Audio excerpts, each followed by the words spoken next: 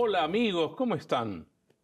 Bienvenidos a este nuevo episodio de Cristonautas en su séptima temporada. Como ustedes saben, la estamos dedicando a San Pablo.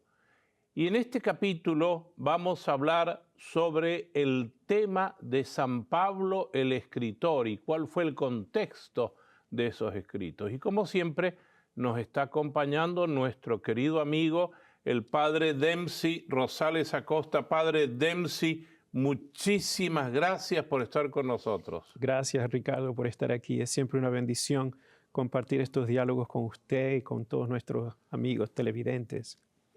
Evidentemente estas tertulias, estos diálogos sobre la fe, nos hace acordar mucho a esta espiritualidad del sínodo sobre la sinodalidad, hablar desde la fe y en la fe, y siempre partiendo de las Sagradas Escrituras. Sí, fundamentalmente. Y también parte de la sinodalidad es caminar juntos, como comunidad, como pueblo que reza unido, que cree unido, pero basándonos en las Escrituras, en la revelación que Dios nos ha dado. Es bellísimo. Sí, y yo los invito a todos ustedes, mis queridos amigos que están detrás de cámara, allí en sus casas viéndonos, a que se unan a nosotros en este diálogo espiritual que estamos manteniendo con el padre Dempsey Rosales Acosta. Padre Dempsey, quería comentar, ya vimos el final de Pablo en Roma, donde él estuvo en una casa en arresto domiciliario, que todavía se puede visitar las ruinas de esa casa. No sabía yo eso, y yo que viví en Roma tantos años no sabía ese detalle. Hoy, mi próximo viaje a Roma, haré la visita en la Vía del Corso Sí. para ir a ver esas ruinas. Y después hablamos de la muerte, la ejecución de Pablo. ¿En qué año fue aproximadamente la ejecución de Pablo? Sí, para ser más objetivos, pasó durante la primera persecución romana contra los cristianos con el tiempo de Nerón. Nerón fue el emperador. Entonces la persecución romana sucedió entre el año 64 y el año 68. En el Vaticano, la cronología más tradicional que utilizamos es que alrededor del año 67 fue el martirio de Pablo.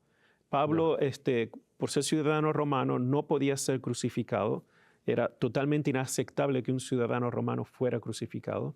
Fue decapitado, y fue decapitado en lo que hoy en día, en una zona fuera de las murallas de Roma, que hoy en día se le llama el monasterio de las Tres Fuentes, ¿no? Monasterio delle Tre Fontane, en Italia. Y está allí, yo tuve la gracia de celebrar la misa justo allí, al lado de la columna, donde la tradición dice que Pablo fue decapitado. Y tenemos mucha información extra bíblica, porque están los documentos oficiales romanos, que ciudadanos romanos que tenían que ser ejecutados era en esa zona, era propio allí. Muy importante. Fuera de la ciudad de Roma. Sí, precisamente en ese lugar donde los cristianos ahora luego crearon el monasterio de las Tres Fuentes. Porque la tradición de la iglesia dice que cuando Pablo murió, le cortaron la cabeza rebotó 3 veces y poca agua comenzó a surgir donde salió, donde la cabeza tocó el suelo. Por eso se le llama las Tres Fuentes de agua.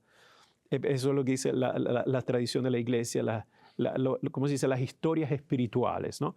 Pero es un dato oficial de que el lugar es cierto, es comprobado. Y hay un monasterio allí muy hermoso. Sí, sí, y la tradición de la iglesia antigua.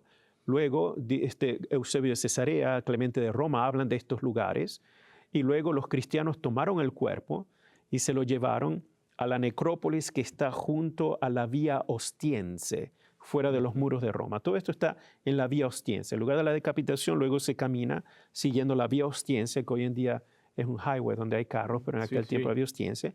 Y entonces se enterró en la necrópolis, que está junto a la Vía Ostiense, fuera de Roma, de las murallas de Roma, y los cristianos veneraban esa tumba, porque era la tumba del santo que dio su vida por la fe, ¿no? Y por eso luego Constantino el Grande, siguiendo la información de Eusebio de Cesarea y los padres de la iglesia, decidió construir justo allí en la tumba de San Pablo lo que se llama la Basílica Constantiniana de San Pablo, fuera de los muros de Roma. que es una de las más antiguas que existen en Roma hoy en día. Exacto. Y que vale la pena visitar esa monumental basílica. Exacto. Que realmente tiene mucho para decirnos y mucho para recordar y mucho para orar también. Muchísimo, sí. Es monumental. Padre, usted me hizo acordar a algo que ahora decía la vía Ostiense. Sí. Los romanos construían caminos. Sí, por todas partes. Por todos lados, porque eso fue la gran obra, acueductos, caminos y ciudades, porque a ellos les interesaba el comercio. Sin embargo, yo estoy pensando ahora que Pablo se benefició de los caminos romanos, porque si no hubieran existido esos caminos romanos, tal vez él no podría haber hecho tantos viajes ni nada de eso. Los romanos eran tan brillantes que sobre todo ya con el tiempo de Augusto, cuando Augusto pasó a ser el emperador, se intensificó la infraestructura de vías a través de todo el imperio, increíble. Entonces habían vías que eran comerciales, pero al mismo tiempo lo utilizaban los militares para entonces poder crear zonas o ciudades claves. Y Pablo utilizaba todas estas vías para entonces caminar e ir a ciudades claves en donde él podía proclamar el evangelio, pero al mismo tiempo maximizaba, optimizaba su intensificación del evangelio. Por eso Éfeso, Pablo allí, en 2 años, proclamó el evangelio, pero no solamente lo proclamó la gente de Éfeso, gente de alrededor venía, pero también los puertos, la gente por los barcos. Entonces, ¿cuántos cristianos anónimos no salían de allí e iban a otras partes del mundo? Increíble. Y Pablo utilizaba todas las vías romanas. Una de las vías que más utilizó Pablo en la parte de Capadocia, en la parte de lo que hoy sería Turquía, Asia Menor, Galacia y luego Grecia, es la vía Egnacia. Una vía importantísima a nivel comercial, a nivel político, pero para Pablo, para comunicarse. La vía Salaria, la vía Ostiense, la vía Apia, todas son vías importantísimas, por eso es el gran proverbio, ¿no? Todos los caminos llevan a Roma. Eso, pero viene de esa época. Exacto. Así es. Si hoy Pablo viviera, utilizaría seguramente el Internet y tendría redes sociales por todos lados. Es increíble, Pablo, todo lo que hizo. Prácticamente continentes enteros evangelizó solamente con cartas y a pie. Cartas y a pie. Yo no me puedo imaginar si Pablo hubiese tenido Internet. ¿Qué no hubiese hecho? Claro. ¿Qué no hubiese hecho? Bueno, nos ha dejado a nosotros la gran responsabilidad de seguir evangelizando a través de las redes. Exacto. Padre, me gustaría pedirle un favor. Usted que es profesor de textos paulinos y de escritos de San Pablo, ¿podría decirnos por qué Pablo escribía? ¿Cuál era la intención de escribir? Porque cuando Pablo vivió no había ningún evangelio, ni el de Marcos, ni el de Lucas, ni el de Mateo, ni el de Juan. No.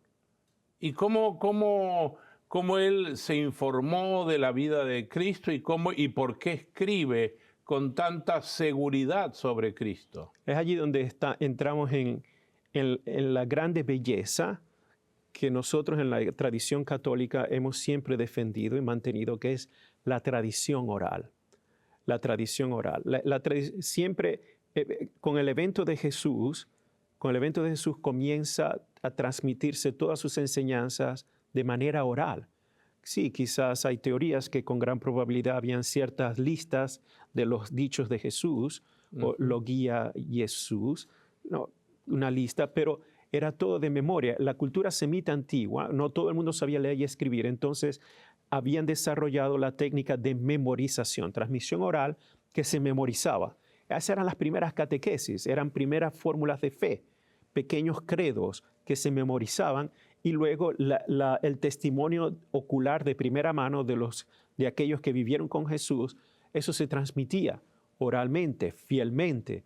Y Pablo asimiló esa tradición oral, esa educación, pero al mismo tiempo tenía el bagaje y la cultura de ser experto en Sagradas Escrituras a través del fariseísmo antiguo, porque él estudió con Gamaliel, el grande, el anciano, y por tanto él entonces pudo complementar, analizar, dar razón teológica de todo este misterio de Jesús que ya había aprendido oralmente, y tenía la autoridad y la convicción de que su enseñanza era una sana doctrina. Interesante, Pablo es uno de los primeros grandes teólogos que tenemos en el mundo cristiano, el primer gran teólogo, el primer gran Porque él teólogo. es capaz de unir el primer testamento con Jesús, El evento de Jesús. que es la Exacto. nueva alianza. Exacto. E igual, seguramente dentro de los primeros cristianos habían otros fariseos. De hecho, en el Evangelio de Lucas se menciona que habían fariseos que eran seguidores de Jesús, pero eran criptocristianos, es decir, no tenían el valor de hacerse públicos, ¿no? Eran de noche. Exacto, exacto. Pero muchos de ellos tenían un altísimo nivel de educación. Y esto lo vemos, por ejemplo, en la famosa carta a los hebreos. Quien escribió la carta a los hebreos prácticamente se nota que es un erudito en Sagrada Escritura y hace toda una reflexión teológica de alto nivel de Jesús basándose en toda la teología del Antiguo Testamento. Increíble, increíble. Importante este detalle. Pablo es de la misma calidad, tiene esa misma intención, pero Pablo lo que hace es que al mismo tiempo que es un teólogo, la dimensión intelectual está allí, también está la dimensión práctica, ministerial, catequética del pastor que siente por la comunidad, le interesa la vida práctica de la comunidad, no abandona a las comunidades. De hecho, Pablo se caracteriza por ser muy sensible.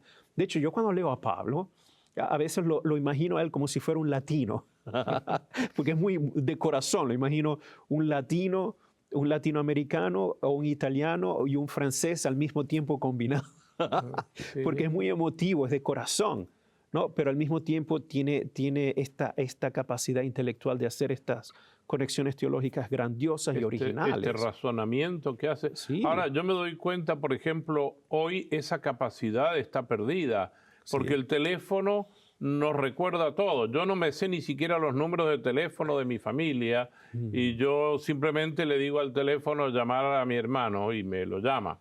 Pero qué capacidad de memoria tenían en Sí. ese entonces. Habían desarrollado muchísimo eso. Sí, porque lo ejercitan.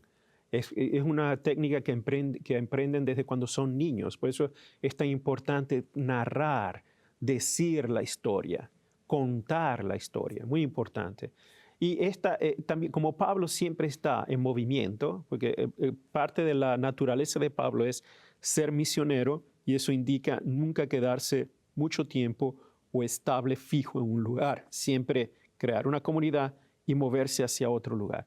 Porque parte de la motivación de Pablo es expandir el Evangelio y proclamar el nombre de Jesús en lugares donde nunca antes se había escuchado el nombre de Jesús. Esa es una de las grandes motivaciones de Pablo, la expansión del Evangelio y proclamar el nombre de Jesús donde nunca antes, nadie antes había llegado. Pero ¿qué pasa? Que en ese movimiento él siempre mantiene contacto con las comunidades que funda. Siempre hay gente que lo va a visitar, gente que viene y le dice, bueno, queremos, te decimos que esto está sucediendo en Corintios, o hemos escuchado que en Tesalónica, las comunidades de Tesalónica tienen problemas, tienen crisis de fe, o lo que está sucediendo en Filipenses. Y entonces Pablo a veces no puede viajar, no existían aviones como hoy en día, o un teléfono para llamar de inmediato. Entonces, ¿cuál es el medio de comunicación más rápido que sustituye la presencia personal? Es la carta. Perdone que yo le voy a hacer una pregunta técnica. ¿Sobre qué se escribía? ¿Sobre papiros? Sí. ¿Sobre pieles? Sí, depende de cuánto dinero se tiene. Pergaminos. Lo más accesible en el tiempo antiguo, lo más accesible y lo más común son los papiros, porque es lo más fácil de comprar y aún así, aunque es costoso, no cualquiera puede escribirlo, al menos era el más accesible. El problema de los papiros es que duran muy poco, no tienen una existencia alargada, como por ejemplo escribir en piel es lo más costoso, es lo más señorial. El pergamino. El pergamino, sí, en piel, el pergamino, la piel tratada. Pero aún así todo no es como ir a una librería y comprar una resma que llamamos nosotros de papel, porque era muy costoso un papel. Y no solo eso, aparte de tener el papel, tenemos que buscar a alguien que sepa leer y escribir. Entonces estaban los famosos secretarios a sueldo y pagaban por... En antigüedad se contaba, al menos en el primer siglo, en el mundo greco-romano, se contaba por stihoi. Stihoi son versos de cadencias. Entonces así es como se pagaba. Se pagaban denarios según el número de stihoi que se tenían que escribir.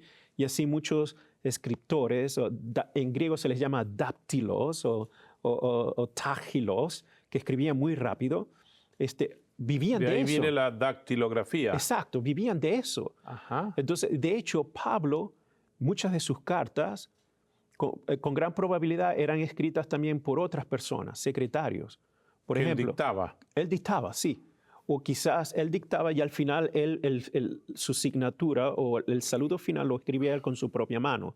Por eso a veces al final de sus cartas ustedes van a ver, y soy yo, Pablo, quien escribe esta carta, por eso pongo mi nombre con letras grandes. Ya. Pero el resto de la carta lo escribió quizás otra persona. No es porque Pablo no sabía leer y escribir, no, todo lo contrario. Es que a veces, dependiendo de la comunidad, él necesitaba, a veces alguien lo ayudaba a redactar el texto de manera que fuera legible en el... Y por ejemplo, nosotros no nos damos cuenta de esto, pero hagan ustedes la prueba, esto lo tuve yo que hacer en la universidad, en mis estudios, hacer un papiro a mano o hacer una especie de imitación de papiro y tratar de escribir en ese papiro. No es fácil, la tinta se riega. Se absorbe y se forman como ramificaciones. Exacto, y a veces no se sabe distinguir si es una alfa o es una beta o es una gamma o una alfa. Pero bueno, y esto que... Entonces, se necesita una mano entrenada, no es solo saber escribir. Muchos de nosotros sabemos leer y escribir. ¿Y la tinta de dónde venía, padre? Eso es muy importante. Fíjense que en aquel tiempo no existían librerías como hoy o tiendas comerciales como Office Depot y todo este tipo de cosas, ¿verdad? No, todo era a mano. De hecho, ¿cómo se hacía una tinta en la antigüedad? Se agarraba un pedazo de leña, se quemaba, se sacaba la ceniza o incluso carbón. Se agarraban las cenizas del carbón, se metía en un container, se metía aceite, se agarraba incluso la saba o la savia de árboles, se metía allí, se agarraban frutas, ciruelas, fresas, lo que sea, dependiendo del lugar donde estaba, y aceites o aceite de oliva o cualquier tipo de sustancia con un poquillo, y se mezclaba. Y a veces incluso hasta se usaba un poco de sangre de animales, se mezclaba, y con eso se hacían las tintas. Claro. Es interesantísimo. El grafito también se usaba. Dependiendo de las zonas. En algunas zonas habían ciertos elementos que eran más abundantes que en las otras. Por eso es interesante también, cuando se hacen los análisis de los papiros antiguos, el análisis de la tinta o de los componentes biológicos son indicativos para determinar el lugar. Y también algunos tienen ciertos ingredientes que otros. Y por eso es que duraban poco los papiros. Los papiros es tejido vegetal. Luego la tinta también es compuesta de lo que se encuentra. ¿Qué sucede? Que con el tiempo los papiros se van acumulando, pero viene una rata o un ratoncillo que con él y se comen los papiros o insectos. O el mismo hongo, los mohos. Exacto, que hay los consumen. Sí. Y por eso después estos papiros tienen que copiarse, tienen que hacerse copias. Y así sucedía con las cartas de Pablo. De hecho, las cartas de Pablo, la gran mayoría estaban en papiros. ¿Qué pasa? Que luego, como se iban descomponiendo, o venían animalillos, se los comían, las comunidades cristianas comenzaban a hacer copias para mantenerlos intactos en otros papiros. Y ahorita todavía esas copias se fueron dando a otras iglesias. Se iban divulgando entre las comunidades, porque cuando Pablo le escribía a los colosenses, los de Filipenses no tenían ni idea qué cosa había en la carta a los colosenses, y viceversa. O cuando le escribía a los de Corintios, la gente que vivía en Filipos no sabía qué cosa estaba en la carta a los Corintios. Claro. Después de que se escribían las cartas, comenzó un periodo de divulgación de las cartas y comenzaban a copiarse escritores, copistas. ¿Y cuál sería, si usted me dijera, un gran esquema que podríamos encontrar en la mayoría de las cartas? ¿Un esquema en cuanto a contenido o cómo se escribían? A contenido. ¿A qué se dedica? ¿Qué es lo que dice primero? ¿Cuál sería el cuerpo central de una carta? ¿Cuál sería el final? Si ustedes agarran todas las cartas de Pablo, va a encontrar que Pablo sigue un esquema que sería la columna vertebral de sus cartas y es universal. De hecho, es un esquema que era común en la antigüedad y Pablo lo asume. Y ahí uno se da cuenta que Pablo tenía esta educación básica greco-romana. Todas las cartas de Pablo tienen el siguiente esquema. Todas van a comenzar con la mención del emitente.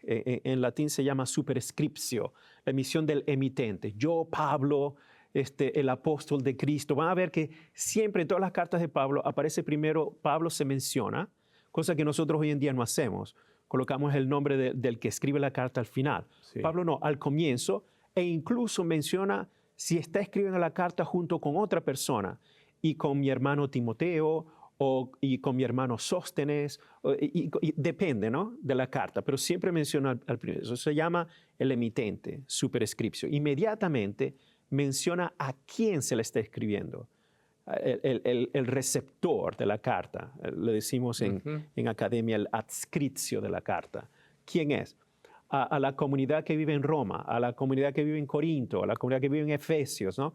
Y luego describe la comunidad para que estén bien, etcétera, etcétera. Y luego inmediatamente un saludo.